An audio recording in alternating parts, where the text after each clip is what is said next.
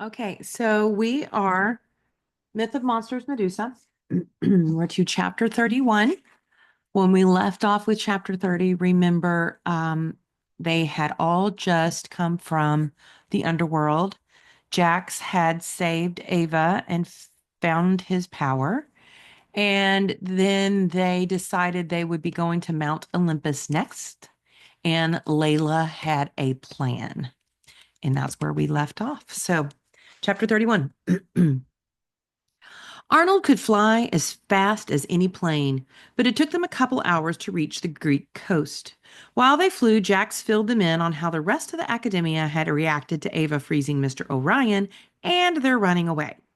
Miss Cleo had predictably blamed Fia and her outrageous lies about the gods. Fia rolled her eyes at this. Cassie had predicted that Mr. Orion would lose his blood in a flood, which, as usual, made no sense to anyone. Zale had tried to convince Mr. Orion to let him search for Ava and the others himself, a request the headmaster had denied. Anahita and Morgan had spread a rumor that Ava was acting on her ancestor Medusa's orders to destroy the academia. Oh, give me a break. It would have gotten out that we were related to Medusa eventually, Ava said. At least maybe now we can set the record straight about who she really is. Before or after the gods send us to Tartarus, Jack said. It's not so bad down there, Arnold said. Really? Said Jax. No, it's awful, Arnold said. I'm just trying to stay positive. I'm positive this is a terrible idea, Layla said. By this time, they had reached the Greek coast and were flying alongside the Olympian mountain range. The highest of the peaks, Mount Olympus, was ringed with thick clouds. According to legend, the god's home is above them. Ava said, Arnold, can you take us to the other side? Arnold nodded, but then just hung in the air. Fia gave him a questioning look. Everything okay? Ava asked him. Arnold took a deep breath. I just want to say that if we're knocked back to Earth by a thunderbolt, I've really enjoyed being friends with you all. Ava expected Fia to roll her eyes, but she squeezed Ava's hand, and Ava guessed she was squeezing Arnold's with her other. Let's save the heartfelt speeches for Tartarus, Jack said. Jax is not on board, is he? No one's going to Tartarus, Ava said. She slipped on the helmet. Ready, Layla? I think so, Layla said. She wrinkled her brow, concentrating. Take us up, Arnold. Arnold pulled them up through the clouds until they popped out into thin air that was neither light nor dark, but the color of twilight. A football field away, Ava saw three women standing on a rectangular platform made of clouds. Behind them was a gleaming golden gate. There they are, she whispered. The hoary. You're a genius, Ava, Jax whispered excitedly. They're opening the gate. They must see Layla. Layla puffed out her chest, or rather, Zeus's chest. She had shapeshifted into the king of the gods. She was over 6 feet tall, muscled with a brown beard and thundering bass voice. I see the Hore, but not the gate, she said. It's right there, Ava said. I don't see anything either, Arnold said. Ava turned to Fia. Do you? Fia squinted and shook her head. Why can't we see it? Jax asked. Maybe we're related to the Olympians? Ava said. Oh, why can we see it? Jax said, because Jax sees it and Ava sees it, but the rest of them don't. Through who? Medusa? If she was an Olympian, wouldn't they have raised her themselves? Other goddesses sometimes hid children fathered by Zeus from Hera. Ava said, she's extremely jealous. Fia nodded along with this.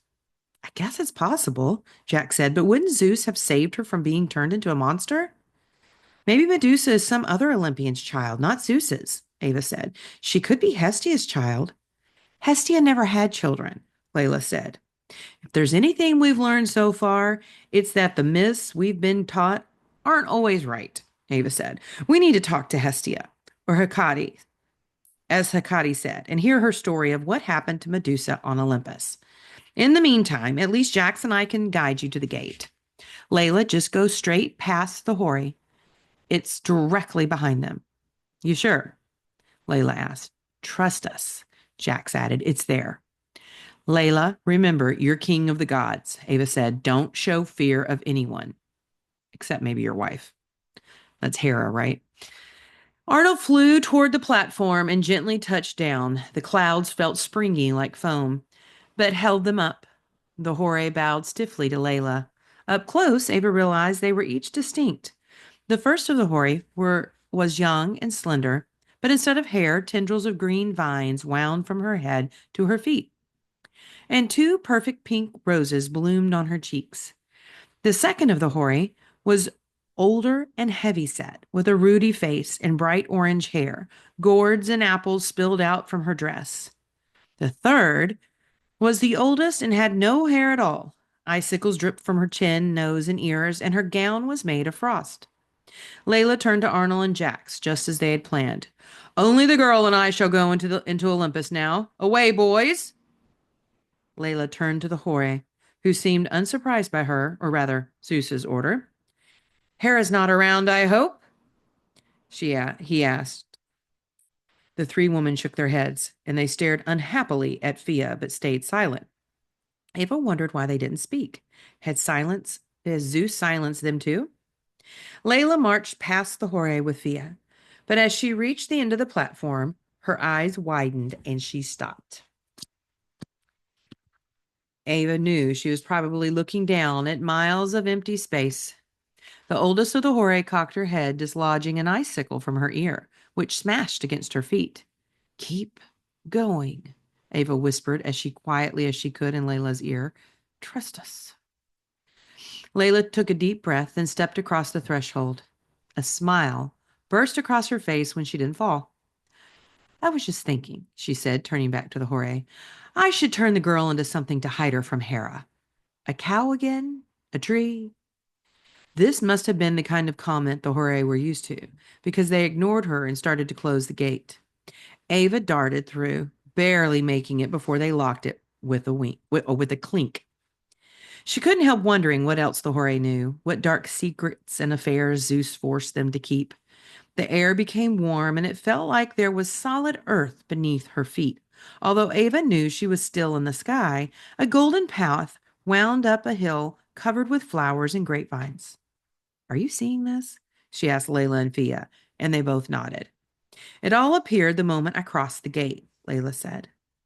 Layla instinctively made her way toward the largest of several marble temples set on the hill. Ava was certain it was the meeting hall of the gods, where they gathered on their thrones in the central courtyard. Hestia would be there, tending the hearth fire that must never go out. Layla took a few wrong turns trying to find the throne room, but luck was with them and they ran into no other gods, just a few of the walking tables that Hephaestus had famously made. The tables either stopped to offer Layla nectar or skittered out of the way after a deferential bow. At last, they found their way to a gold-floored courtyard with a circle of 12 thrones arranged around a fire pit.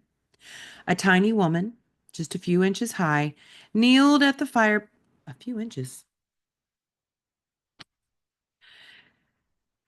Kneeled at the fire pit's edge, jabbing at a low bluish flame with an iron poker. She lurched around at the sound of Layla's footsteps. She had dull, ash-colored hair and the pale skin of someone who never went outside. Layla exchanged a confused glance with Fia. Ava knew what she was thinking. Could this minuscule woman really be the goddess? But there was no one else tending the fire. Fia gave Layla a reassuring nod. Greetings, sister, Layla said. Hestia jumped to her feet and stared back. She seemed alarmed by Zeus. Was this her usual reaction? Ava noticed the goddess's miniature hand, the one holding the poker, tremble. I'm showing the girl my throne, Layla said. Who are you? Hestia said in a high, sharp voice. What do you mean, who am I? Layla said, I'm the king of the Olympians, your brother. What is the matter? No, the tiny goddess said fiercely, brandishing her poker. You are someone else. Tell me or I will raise the alarm. Ava quickly slipped off the helmet and got on her knees, bowing down until she was at Hestia's level. Please don't, she said. We need your help. Hestia narrowed her eyes at Ava. I know who you are. I was here when Poseidon sent Zeus a message about you. Layla transformed back into herself, and she and Fia got on their knees next to Ava. It's true I'm not Zeus, Layla said, and I didn't mean to frighten you. Hecate sent us to find you, Ava explained. She told us part of Medusa's true story, but she said that you've witnessed the rest and could tell us. I know nothing, Hestia said firmly. Then she spun around and poked the fire. Ava's stomach dropped. Could Hecate have been wrong? No, Hestia knew something. Ava could see it from the way the little goddess avoided her eyes. Is Medusa your daughter? Ava asked. Hestia threw back her head and laughed. My daughter? As if I could ever leave tending this fire to conceive and birth a child. You're a real comedian. Ava believed her. The bitter note in her voice suggested she wasn't lying. Still, Hecate wouldn't have sent them to Hestia if she couldn't help unravel the mystery. Can you tell me what you saw when Medusa came here? Hestia turned her back to Ava. It's not my place. Now go. Get out of here before you are discovered. I have to tend the sacred flame. It is my job and my duty. If it goes out, the light of the world goes out. I cannot tell you anything. Ava had to figure out some way to reach Hestia fast. Not even why you're so small? Ava asked. I wasn't always, Hestia said defensively. It is the drudgery of my work that makes me so. If you're done asking rude questions, you need to go. Ava thought about her mom. She was always working around the house to make her or Jax or her dad comfortable or doing something for the PTA, hardly ever being thanked or noticed. Ava promised herself that she would appreciate her mom's work more. And this gave her an idea. Just one more, she said. Then we'll leave, I promise. How did you know Layla wasn't Zeus? Ha! Hestia said. Zeus never calls me sister or brothers to explain his actions. He just orders me around when he sees me at all. Just like Ava's mom. Hestia was taken for granted by those around her, but also like her mom, she hadn't always been powerless. You once had one of those thrones, didn't you? Ava asked. At least they teach you some true history at the at least they teach you some true history at the academia. Hestia said. I had a throne until I became too small for it, and Zeus decided his son Dionysus should have it instead. Well, that's not fair, Layla said. You're a very important goddess, more important than a god of wine. You are just trying to flatter me. No, Ava said. We're trying to help you and the other women and girls. They deserve the light of the world, too. Fia inched toward the hearth. Away, Hestia said sharply. But Fia didn't move. What's wrong with her? Hestia said. Is she deaf? No, but she can't talk. Orion took away her voice. At the same moment, Fia flicked on the silver lighter and circled the flame over the hearth. What are you? Hestia started to shriek, but her voice faded away as the fire rose higher. Ava understood. Now you don't have to stoke it. You can talk to us for a few minutes. Hestia looked back and forth between Ava and the flame. Had they made her feel a little less small? Ava hoped so. Hestia pointed at Fia. You, she said, take me to my throne. I will tell you what I know. Fia's tiny flame had made a difference. Ava flashed her a grateful smile. Fia held out her palm and Hestia stepped regally onto it. Fia lifted up the pocket-sized goddess and deposited her gently on a throne wreathed with grapevines. Hestia sat down, batting away a cluster of grapes. Then she took a deep breath and started to grow. Ava, Layla, and Fia gathered at the foot of the throne. Where did Hecate end her story? Hestia asked as she continued getting bigger. After Zeus spread lies about her, Ava said, Medusa did something no other god had ever dared. Definitely no other goddess, Hestia said darkly. You mean coming to Olympus uninvited? Layla asked. Not just that. By this time, Hestia was nearly as large as they were. She leaned forward, gripping the arm of the throne. Listen closely, for I will only tell you once, and we do not have much time. Ooh. Chapter 32. It was another ordinary day on Olympus when Medusa arrived. Zeus was on his throne, giving orders to the other gods, laughing at the misfortunes of mortals he did not favor, singing the praises of women and girls whose forms pleased him. I tended the fire, only half listening to his boasts and prattle, picturing the mortal women doing the same hard work of tending home and hearth below. Sometimes when I heard their prayers to me, I would shake my poker so sparks would fall upon them, lighting their dying fires and easing the difficult tasks the women have done since the beginning of time. But Zeus did not like me sharing the light of the world, so I could only help a few here and there and stopped up my ears to many prayers and entreaties. I knew what Zeus had done, how he had spread lies about Medusa. I am his oldest sibling, the first daughter of Cronus and Rhea. I spent the most time in my father's belly and know the ancient trickery of the world. But some of the younger gods failed to see Zeus's hand in the terrible tales being sung by the bards. On this particular day, Zeus was holding forth in his usual boorish fashion when Medusa burst into the throne room. This by itself caused Zeus a shock.